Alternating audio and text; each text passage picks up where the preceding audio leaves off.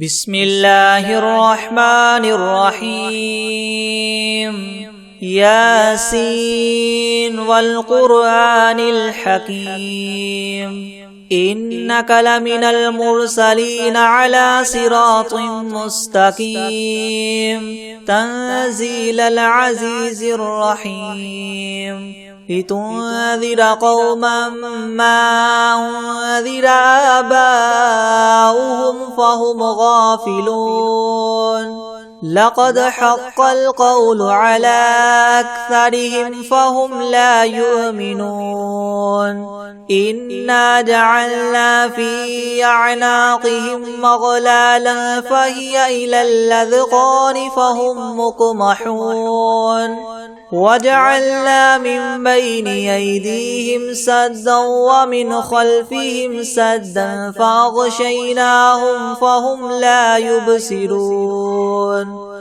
وسواء عليهم أنذرتهم أم لم تنذرهم لا يؤمنون إنما تنذر من اتبع الذكر وخشي الرحمن بالغيب فبشره بمغفرة وأجر كريم إنا نحن نحيي الموتى ونكتب ما قدموا وآثارهم وكل شيء أحصيناه في إمام مبين واضرب لهم مثلا أصحاب القرية إذ جاءها المرسلون إذ أرسلنا إليهم اثنين فكذبوهما فعززنا بثالث فقالوا إنا إليكم مرسلون قالوا ما أنتم إلا بشر مثلنا وما أنزل الرحمن من شيء إن أنتم إلا تكذبون قالوا ربنا يعلم إنا إليكم لمرسلون وما علينا إلا البلاغ المبين قالوا إنا تطيرنا بكم لئن لم تنتهوا لنرجمنكم وليمسنكم منا عذاب أليم قالوا طائركم معكم إن ذكرتم بل أنتم قوم مسرفون وجاء من أقصى المدينة رجل يسعى قال يا قوم اتبعوا المرسلين اتبعوا من لا يسألكم مجرا وهم مهتدون وما لي لا أعبد الذي فطرني وإليه ترجعون أأتخذ من دونه آلهة إن يردني الرحمن بضر لا تغن عني شفاعتهم شيئا ولا ينقذون إني إذا لفي ضلال مبين إني آمنت بربكم فاسمعون قيل ادخل الجنة قال يا ليت قومي يعلمون بما غفر لي ربي وجعلني من المكرمين وما أنزلنا على قومه من بعده من جند من السماء وما كنا منزلين إن كانت إلا صيحة واحدة فإذا هم خامدون يا حسرة على العباد ما يأتيهم من رسول إلا كانوا به يستهزئون ألم يروا كم أهلكنا قبلهم من القرون أنهم إليهم لا يرجعون وإن كل لما جميع لدينا محضرون وآية لهم الأرض الميتة وأحييناها وأخرجنا منها حبا فمنه يأكلون وجعلنا فيها جنات من نخيل وأعناب وفجرنا فيها من العيون ليأكلوا من ثمره وما عملته أيديهم أفلا يشكرون سبحان الذي خلق الأزواج كلها مما تنبت الأرض ومن أنفسهم ومما لا يعلمون وآية لهم الليل نسلخ منه النهار فإذا هم مظلمون والشمس تجري لمستقر لها ذلك تقدير العزيز العليم والقمر قدرناه منازل حتى عاد كالعرجون القديم لا الشمس ينبغي لها أن تدرك القمر ولا الليل سابق النهار وكل في فلك يسبحون وآية لهم أنا حملنا ذريتهم في الفلك المشحون وخلقنا لهم من مثله ما يركبون وإن نشأ نغرقهم فلا صريخ لهم ولا هم ينقذون إلا رحمة منا ومتاعا إلى حين وإذا قيل لهم اتقوا ما بين أيديكم وما خلفكم لعلكم ترحمون وما تأتيهم من آية من آيات ربهم إلا كانوا عنها معرضين وإذا قيل لهم انفقوا مما رزقكم الله قال الذين كفروا للذين آمنوا ونطعم من لو يشاء الله أطعمه إن أنتم إلا في ضلال مبين ويقولون متى هذا الوعد إن كنتم صادقين ما ينظرون إلا صيحة واحدة تأخذهم وهم يخصمون فلا يستطيعون توصية ولا إلى أهلهم يرجعون ونفخ في الصور فإذا هم من الأجداث إلى ربهم ينسلون قالوا يا ويلنا من بعثنا من مرقدنا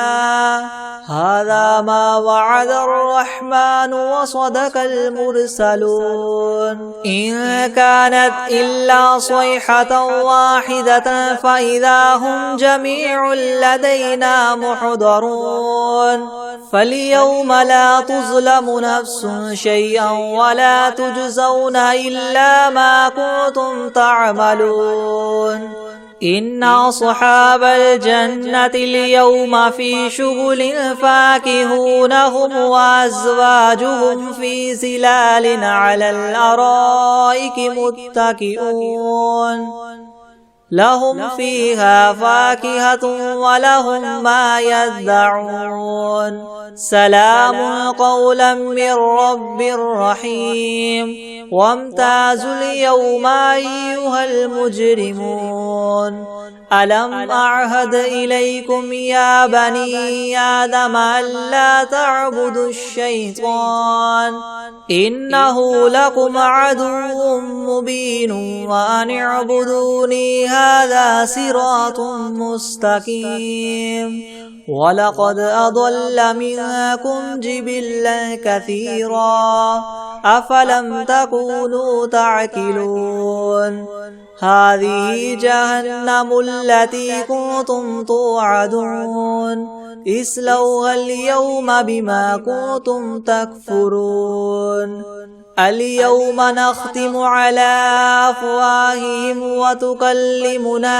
أيديهم وتشهد أرجلهم بما كانوا يكسبون ولو نشاء لطمسنا على أعينهم فاستبقوا الصراط فأنى يبصرون ولو نشاء لمسخناهم على مكانتهم فما استطاعوا مضيا ولا يرجعون ومن نعمره ننكسه في الخلق أفلا يعقلون وما علمناه الشعر وما ينبغي له إن هو إلا ذكر وقرآن مبين لينذر من كان حيا ويحق القول على الكافرين أولم يروا أنا خلقنا لهم مما عملت أيدينا أنعاما فهم لها مالكون وذللناها لهم فمنها ركوبهم ومنها يأكلون ولهم فيها منافع ومشارب أفلا يشكرون واتخذوا من دون الله آلهة لعلهم ينصرون لا يستطيعون نصرهم وهم لهم جند محضرون فلا يحزنك قولهم إنا نعلم ما يسرون وما يعلنون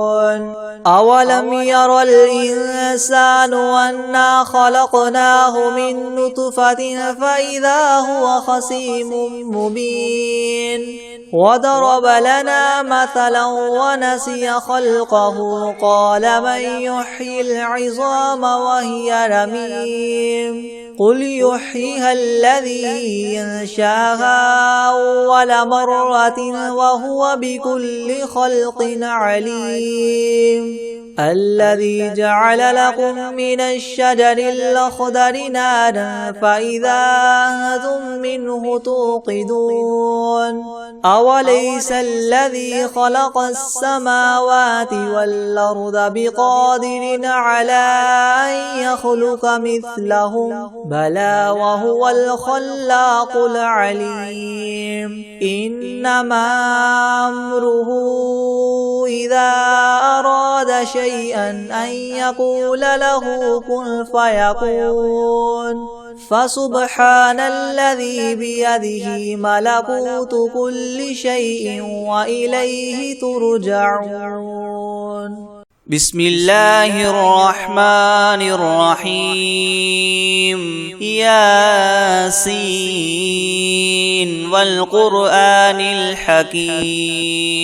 إنك لمن المرسلين على صراط مستقيم تنزيل العزيز الرحيم لتنذر قوما ما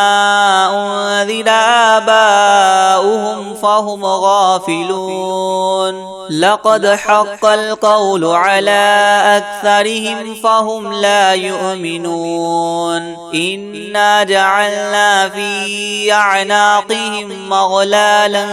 فهي إلى الأذقان فهم مقمحون وجعلنا من بين أيديهم سدا ومن خلفهم سدا فأغشيناهم فهم لا يبصرون وسواء عليهم أنذرتهم أم لم تنذرهم لا يؤمنون إنما تنذر من اتبع الذكر وخشي الرحمن بالغيب فبشره بمغفرة وأجر كريم إنا نحن نحيي الموتى ونكتب ما قدموا وآثارهم أعمارهم وكل شيء أحصيناه في إمام مبين واضرب لهم مثلا أصحاب القرية إذ جاءها المرسلون إذ أرسلنا إليهم 2 فكذبوهما فعززنا بثالث فقالوا إنا إليكم مرسلون قالوا ما أنتم إلا بشر مثلنا وما أنزل الرحمن من شيء إن أنتم إلا تكذبون قالوا ربنا يعلم إنا إليكم لمرسلون وما علينا إلا البلاغ المبين قالوا إنا تطيرنا بكم لئن لم تنتهوا لنرجمنكم وليمسنكم منا عذاب أليم قالوا طائركم معكم أئن ذكرتم بل أنتم قوم مسرفون وجاء من أقصى المدينة رجل يسعى قال يا قوم اتبعوا المرسلين اتبعوا من لا يسألكم أجرا وهم مهتدون وما لي لا أعبد الذي فطرني وإليه ترجعون أأتخذ من دونه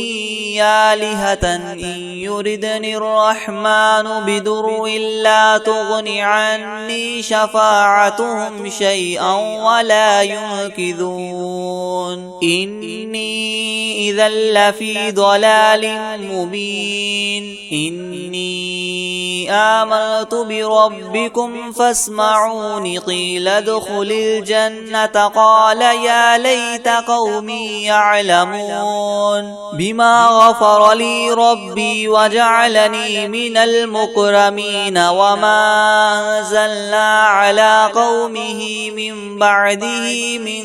جند من السماء وما كنا منزلين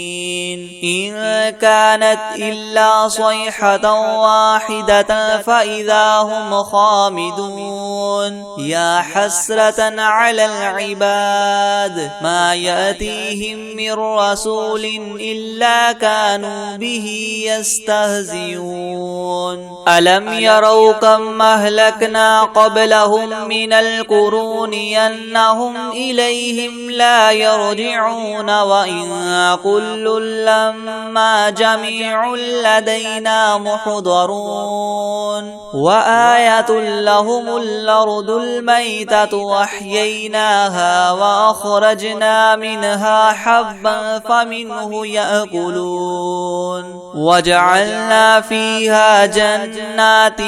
من نخيل وأعناب وفجرنا فيها من العيون ليأكلوا من ثمره وما عملته أيديهم أفلا يشكرون سبحان الذي خلق الأزواج كلها مما تنبت الأرض ومن أنفسهم ومما لا يعلمون وآية لهم الليل نسلخ منه النهار فإذا هم مظلمون والشمس تجري لمستقر لها ذلك تقدير العزيز العليم والقمر قدرناه منازل حتى عاد كالعرجون القديم لا الشمس ينبغي لها أن تدرك القمر ولا الليل سابق النهار وكل في فلك يسبحون وآية لهم أنا حملنا ذريتهم في الفلك المشحون وخلقنا لهم من مثله ما يركبون وإن نشأ نغرقهم فلا صريخ لهم ولا هم ينقذون إلا رحمة منا ومتاعا إلى حين وإذا قيل لهم اتقوا ما بين أيديكم وما خلفكم لعلكم ترحمون وما تأتيهم من آية من آيات ربهم إلا كانوا عنها معرضين وإذا قيل لهم انفقوا مما رزقكم الله قال الذين كفروا للذين آمنوا أنطعم من لو يشاء الله وطعمه إن أنتم إلا في ضلال مبين ويقولون متى هذا الوعد إن كنتم صادقين ما ينظرون إلا صيحة واحدة تأخذهم وهم يخصمون فلا يستطيعون توصية ولا إلى أهلهم يرجعون ونفخ في الصور فإذا هم من الأجداث إلى ربهم ينسلون قالوا يا ويلنا من بعثنا من مرقدنا هذا ما وعد الرحمن وصدق المرسلون إن كانت إلا صيحة واحدة فإذا هم جميع لدينا محضرون فاليوم لا تظلم نفس شيئا ولا تجزون إلا ما كنتم تعملون إن أصحاب الجنة اليوم في شغل فاكهون هم وأزواجهم في زلال على الأرائك متكئون لهم فيها فاكهة ولهم ما يدعون سلام قولا من رب رحيم وامتازوا اليوم أيها المجرمون ألم أعهد إليكم يا بني آدم ألا تعبدوا الشيطان إنه لكم عدو مبين وأن اعبدوني هذا صراط مستقيم ولقد أضل منكم جبلا كثيرا فلم تكونوا تعقلون هذه جهنم التي كنتم توعدون اصلوها اليوم بما كنتم اليوم نختم على أفواههم وتكلمنا أيديهم وتشهد أرجلهم بما كانوا يكسبون ولو نشاء لطمسنا على أعينهم فاستبقوا الصراط فأنى يبصرون ولو نشاء لمسخناهم على مكانتهم فما استطاعوا مديا ولا يرجعون ومن نعمره ننكسه في الخلق فلا يعقلون وما علمناه الشعر وما ينبغي له إن هو إلا ذكر وقرآن مبين لينذر من كان حيا ويحق القول على الكافرين أولم يروا أنا خلقنا لهم مما عملت أيدينا أنعاما فهم لها مالكون وذللناها لهم فمنها ركوبهم ومنها يأكلون ولهم فيها منافع ومشارب وفلا يشكرون واتخذوا من دون الله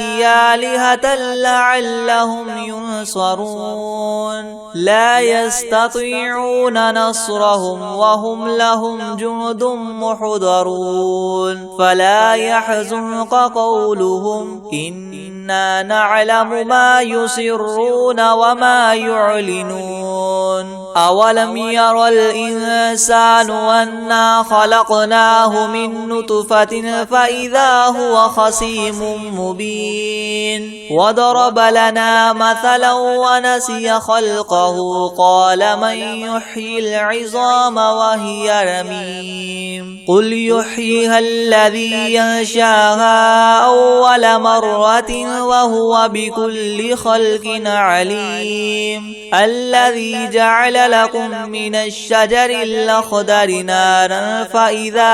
أنتم منه توقدون أوليس الذي خلق السماوات والأرض بقادر على أن يخلق مثلهم بلى وهو الخلاق العليم إنما أمره إذا أراد شيئا أن يقول له كن فيكون فسبحان الذي بيده ملكوت كل شيء وإليه ترجعون بسم الله الرحمن الرحيم الرحمن علم القرآن خلق الإنسان علمه البيان الشمس والقمر بحسبان والنجم والشجر يسجدان والسماء رفعها ووضع الميزان ألا تطغوا في الميزان وأقيموا الوزن بالقسط ولا تخسروا الميزان والأرض وضعها للأنام فيها فاكهة والنخل ذات الأكمام والحب ذو العصف والريحان فبأي آلاء ربكما تكذبان خلق الإنسان من صلصال كالفخار وخلق الجان من مارج من نار فبأي آلاء ربكما تكذبان رب المشرقين ورب المغربين فبأي آلاء ربكما تكذبان مرج البحرين يلتقيان بينهما برزخ لا يبغيان فبأي آلاء ربكما تكذبان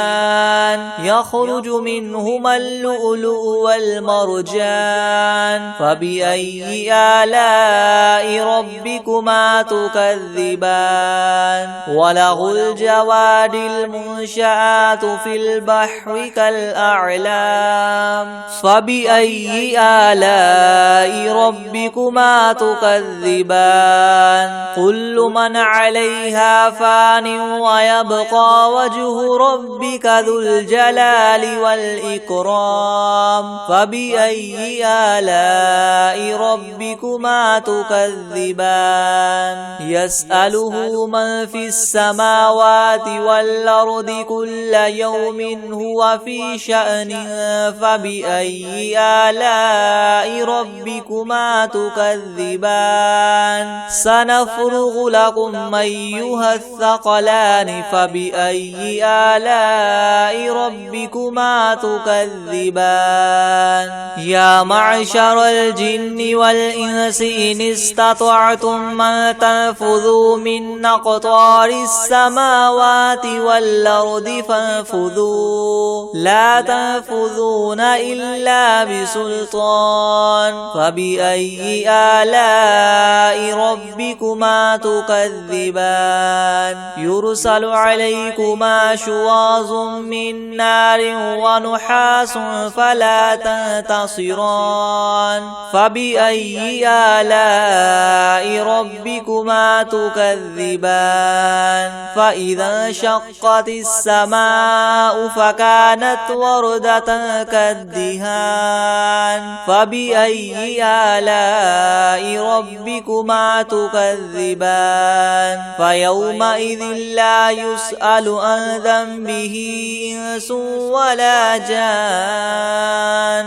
فبأي آلاء ربكما تكذبان يعرف المجرمون بسيماهم فيؤخذ بالنواصي والأقدام فبأي آلاء ربكما تكذبان هذه جهنم التي يكذب بها المجرمون يطوفون بينها وبين حميم آن فبأي آلاء ربكما تكذبان ولمن خاف مقام ربه جنتان فبأي آلاء ربكما تكذبان ذواتا أفنان فبأي آلاء ربكما تكذبان فيهما عينان تجريان فبأي آلاء ربكما تكذبان فيهما من كل فاكهة زوجان فبأي آلاء ربكما تكذبان متكئين على فرش بطائنها من استبرق وجنى الجنتين دان فبأي آلاء ربكما تكذبان فيهن قاصرات الطرف لم يطمثهن إنس قبلهم ولا جان فبأي آلاء ربكما تكذبان كأنهن الياقوت والمرجان فبأي آلاء ربكما تكذبان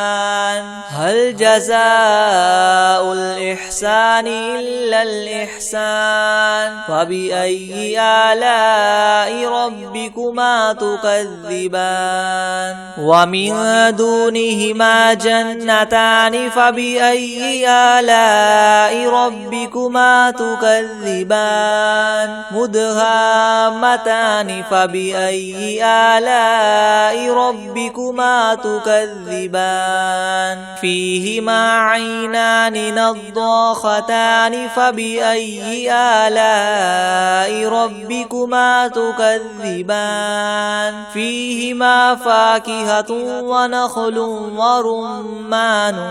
فبأي آلاء ربكما تكذبان فيهن خيرات حسان فبأي آلاء ربكما تكذبان حور مقصورات في الخيام فبأي آلاء ربكما تكذبان لم يطمثهن إنس قبلهم ولا جان فبأي آلاء ربكما تكذبان متكئين على رفرف خضر وعبقري حسان فبأي آلاء ربكما تكذبان تبارك اسم ربك ذي الجلال والإكرام بسم الله الرحمن الرحيم تبارك الذي بيده الملك وهو على كل شيء قدير الذي خلق الموت والحياة ليبلوكم أيكم أحسن عملا وهو العزيز الغفور الذي خلق 7 سماوات طباقا ما ترى في خلق الرحمن من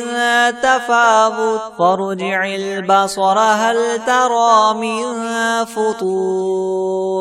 ثم ارجع البصر كرتين ينقلب إليك البصر خاسئا وهو حسير ولقد زينا السماء الدنيا بمصابيح وجعلناها رجوما للشياطين وأعتدنا لهم عذاب السعير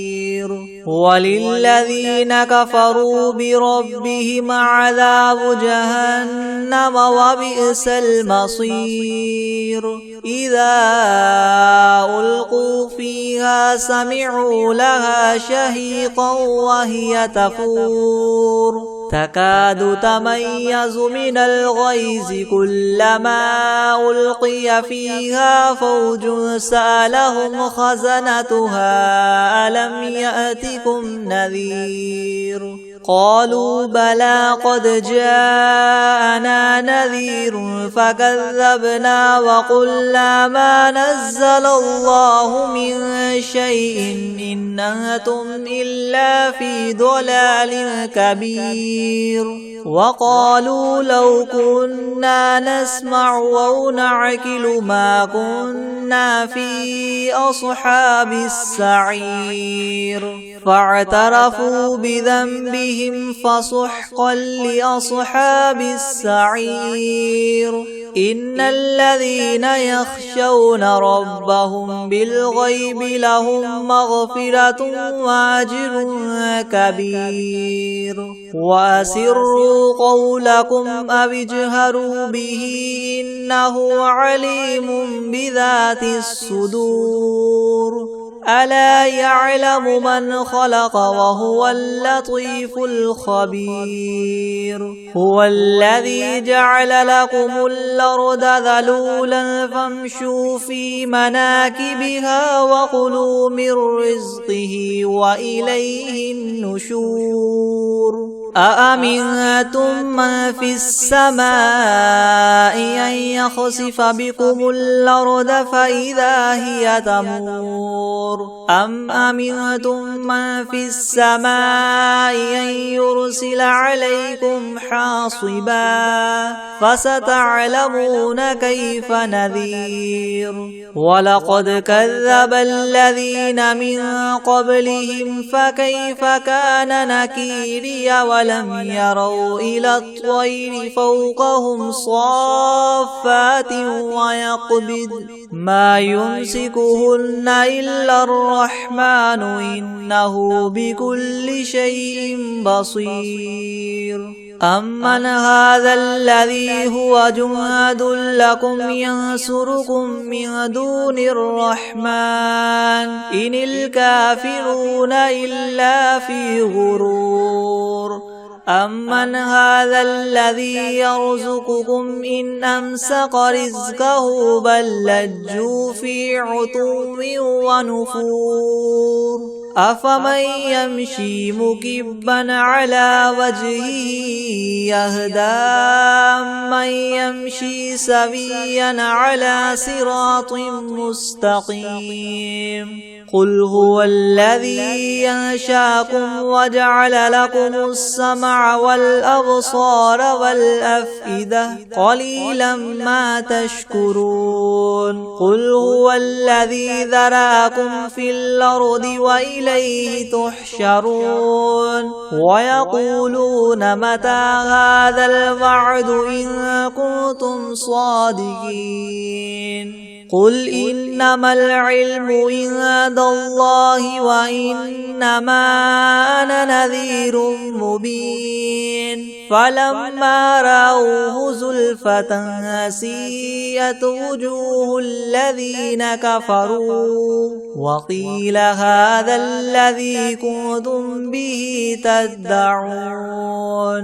قل أرأيتم من أهلكني الله ومن معي أو رحمنا فمن يجير الكافرين من عذاب أليم قل هو الرحمن آمنا به وعليه توكلنا فستعلمون من هو في ضلال مبين قل أرأيتم إن أصبح ماؤكم غورا فمن يأتيكم بماء معين بسم الله الرحمن الرحيم إذا وقعت الواقعة ليس لوقعتها كاذبة خافضة رافعة إذا رجت الأرض رجا وبست الجبال بسا فكانت هباء منبثا وكنتم أزواجا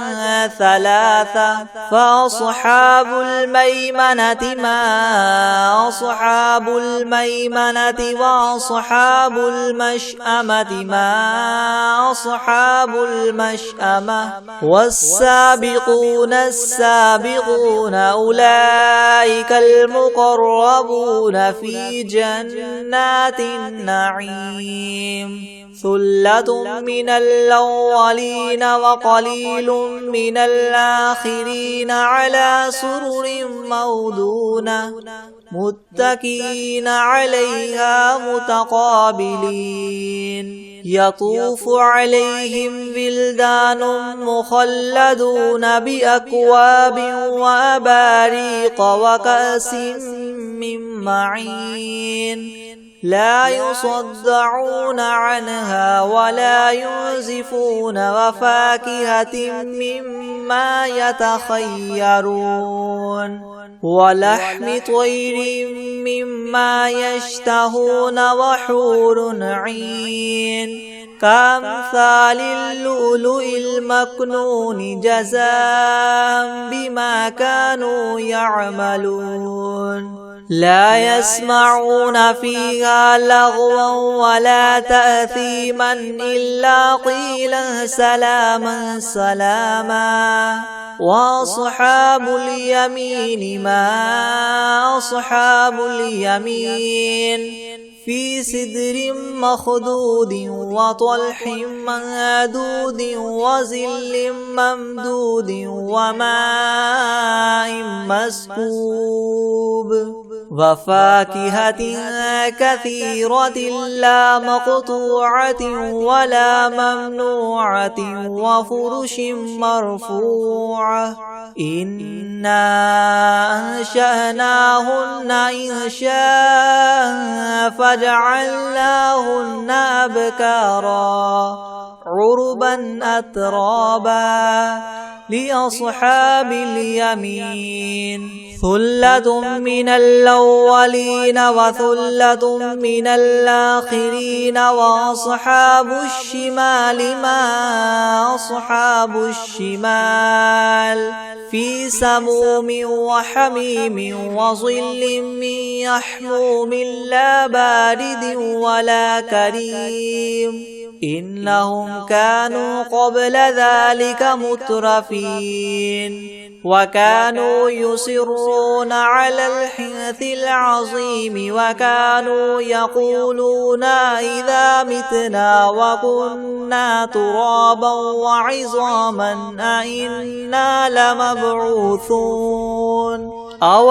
آباؤنا الأولون قل إن الأولين والآخرين لمجموعون إلى ميقات يوم معلوم ثم إنكم أيها الضالون المكذبون لآكلون من شجر من زقوم فمالئون منها البطون فشاربون عليه من الحميم فشاربون شرب الهيم هذا نزلهم يوم الدين نحن خلقناكم فلولا تصدقون أفرأيتم ما تمنون أنتم تخلقونه أم نحن الخالقون نحن قدرنا بينكم الموت وما نحن بمسبوقين على أن نبدل أمثالكم وننشئكم فيما لا تعلمون ولقد علمتم النشأة الأولى فلولا تذكرون أفرأيتم ما تحرثون أأنتم تزرعونه أم نحن الزارعون لو نشاء لجعلناه حطاما فظلتم تفكهون إنا لمغرمون بل نحن محرومون أفرأيتم الماء الذي تشربون أنتم أنزلتموه من المزن أم نحن المنزلون لو نشاء جعلناه أجاجا فلولا تشكرون أفرأيتم النار التي تورون أأنتم أنشأتم شجرتها أم نحن المنشئون نحن جعلناها تذكرة ومتاعا للمقوين فسبح باسم ربك العظيم فلا أقسم بمواقع النجوم وإنه لقسم لو تعلمون عظيم إنه لقرآن كريم في كتاب مكنون لا يمسه إلا المطهرون تنزيل من رب العالمين فبهذا الحديث أنتم مدهنون وتجعلون رزقكم أنكم تكذبون فلولا إذا بلغت الحلقوم وأنتم حينئذ تنظرون ونحن أقرب إليه منكم ولكن لا تبصرون فلولا إن كنتم غير مدينين ترجعونها إن كنتم صادقين فأما إن كان من المقربين فروح وريحان وجنة نعيم وأما إن كان من أصحاب اليمين فسلام لك من أصحاب اليمين وأما إن كان من المكذبين الضالين فنزل من حميم وتصلية جحيم إن هذا لهو حق اليقين فسبح باسم ربك العظيم